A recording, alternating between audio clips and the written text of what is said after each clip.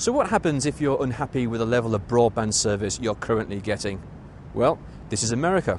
If you're unhappy, there's going to be a lot of other people who are unhappy. Find them, you get together, and you actively do something to change the situation. Jay, why did you feel the need to co-found the Communities United for Broadband organisation? Well, after Google's genius gigabit initiative, where they're going to award 1 to 4 cities, which they still haven't done, a gigabit system, fiber optics to the home. Greensboro, by the way, where we're standing in right now, is one of the top 10 cities by an independent survey, and I led that fight here in Greensboro. We wanted to make sure that all the hoopla that was going on in the public was going to continue to move forward.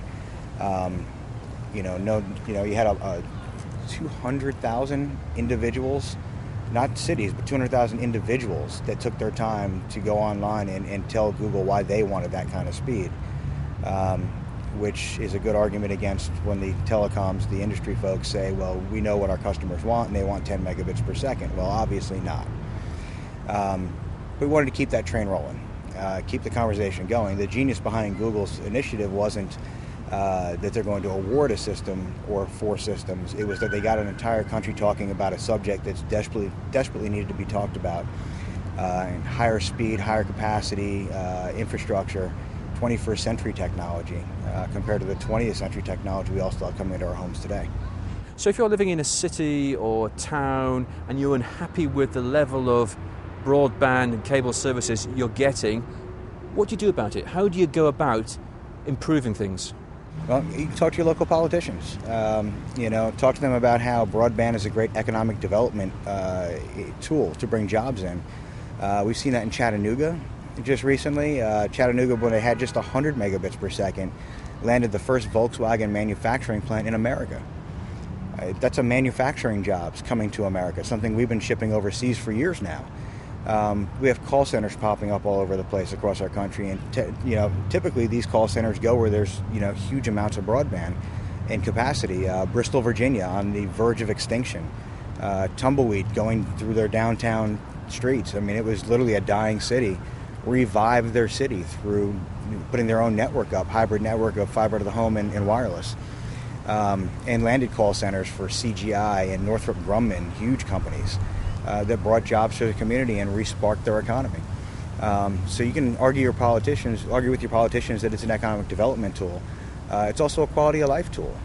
For a single mom who's raising a child who can't go to college during the day because she has to work, and then can't go to college at night because she has to watch her kids, she can take online courses, but only if she has significant enough broadband capacity at home to take those online courses.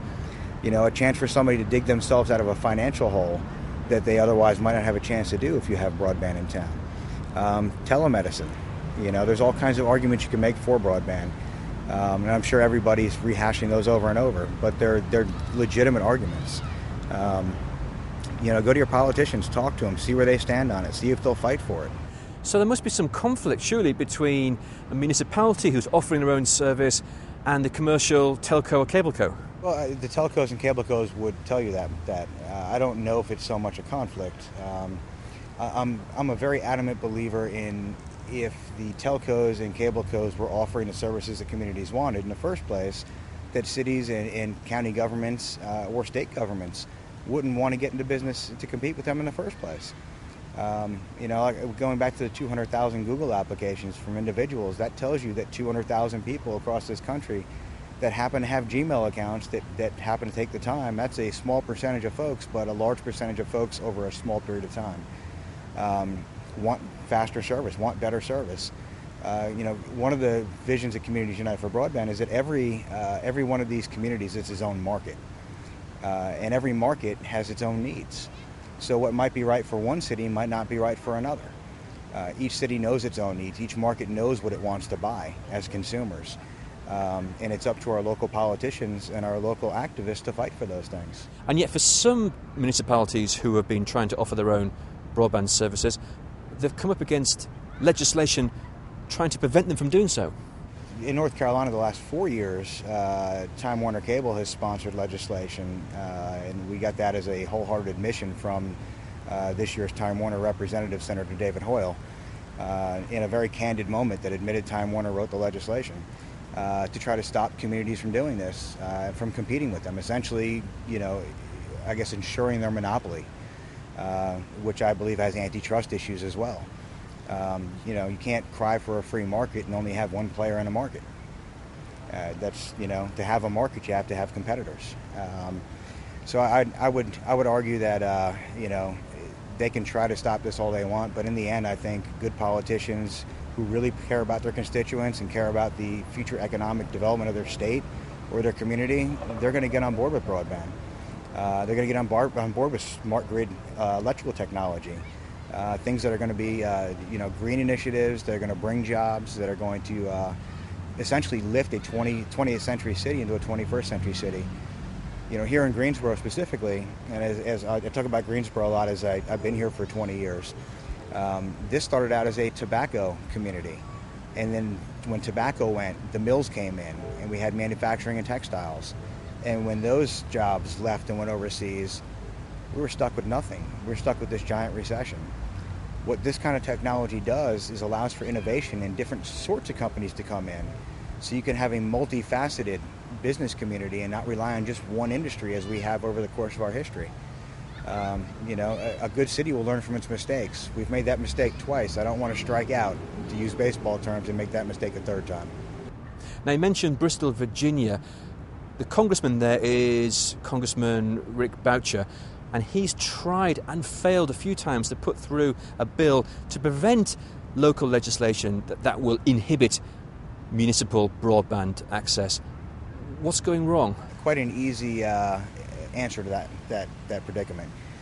These telcos and cablecos have so many lobbyists on Capitol Hill that get paid so much money that comes from the consumers that pay their bills at home. We're paying these lobbyists to go and fight against our own needs and our own interest.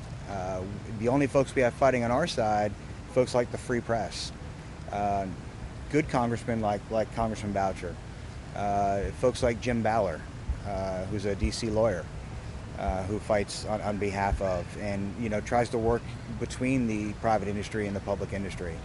And Communities United for Broadband, other organizations like ours that are fighting this. I can assure you, I don't make a lot of money. In fact, I make almost no money doing what I do, but I do it because it matters. Lobbyists do it because they get paid six figures a year to go argue with congressmen and tell them how AT&T or Verizon or Time Warner Cable or Comcast have a need, and they're going to give this much money to your campaign if you just make sure this bill doesn't get passed. They can deny it all they want. We know what happens. So what do you want to achieve? What are your ultimate aims? What we want to do at Communities United for broadband is we want to get into cities that have needs and help them obtain their goals. If we can get cities to full deployment, if that's what they want to do, if we can get them into public-private partnerships, if that's what they want to do, we want to give them the tools to make that happen. And we also want to have a framework for folks who do have to go through the political and legal battles, to have history to go back to and say, all right, well, this is what happened here, so we can take a lesson from that history and know that that's what they're going to try here, and we'll already have a plan in store to fight back. I would close on saying that the one thing, the most powerful tool in fighting the telcos and the cablecos is the very thing we're fighting for, the internet. If we get folks active on the internet, and we get folks on Facebook and Twitter, and we get them talking to each other via email and through Google groups, one person becomes 10, and 10 becomes 100, and 100 becomes 1,000. We build an army of folks. We don't need to have a team of lobbyists going through Congress. We have the American public on our side. And I think that's what's going to ultimately win this battle. Jay Ovittore, thank you very much indeed. This is Guy Daniels for Connected States of America in Greensboro, North Carolina.